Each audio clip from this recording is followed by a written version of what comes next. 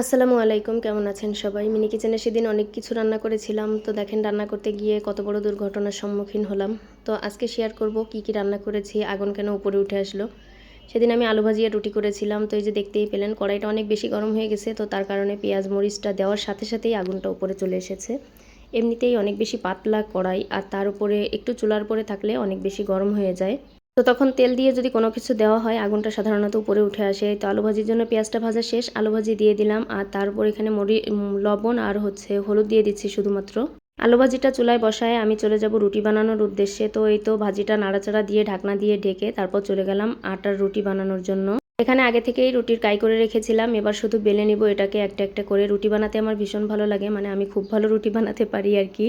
তো এই তো একটা একটা করে রুটি বানিয়ে নিচ্ছিলাম। আর এখানে এই যে ঝুড়ির উপরে রুটিটা রাখতেছি, এটা কিন্তু আমার ভীষণ পছন্দ। আমি অনলাইন থেকে এই সমস্ত কালেক্ট করেছি। আসলে এর সাথে একটা কুলা আর আরও একটা জিনিস ছিল। আসলে কুলাটা না আমার হারায় গেছে। আমি আজকেও স্বপ্নে দেখেছি যে কুলাটা আমি পেয়েছি, তবে সেইটা একদম খুলে গেছে একটা একটা পার্ট করে। স্বপ্নটা কেন দেখেছি জানি না, তবে দেখেছি তাই শেয়ার করলাম। আর এই তো এদিকে রুটি বানাতে বানাতে আমার আলু ভাজিটা কমপ্লিট। আলু ভাজিটা নাড়াচাড়া করে এটাকে আমি নামিয়ে নিচ্ছি চুলা থেকে। তারপর এখানে রুটিগুলোকে ভাজি করে নিব। তো এই তো আলু ভাজি কমপ্লিট। একটু ভাজা ভাজা করে নামালে না আলু ভাজাটা বেশ মজা লাগে।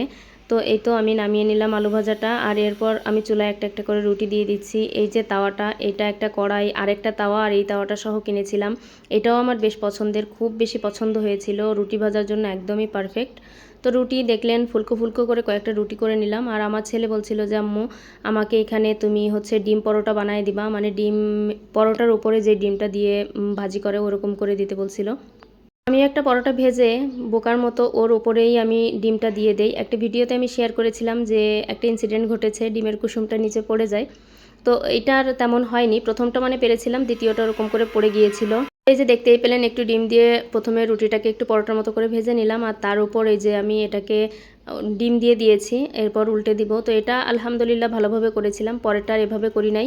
পরেরটা করেছিলাম প্রথমে ডিম দিয়েছিলাম চুলার উপর, মানে কড়াইয়ের উপরে, আর তার উপরে রুটিটা দিয়েছিলাম। ওটাই বেস্ট ছিল, মানে পারফেক্ট ওইটাই ছিল। তা না হলে না আসলে কুসুমটা পড়ে যাবে উপর থেকে, এটাই স্বাভাবিক। তো এই তো ডিম দিয়ে উল্টে পাল্টে ভেজে নিলাম। ব্যাস আমার এই দিনের রান্নাবান্না কমপ্লিট।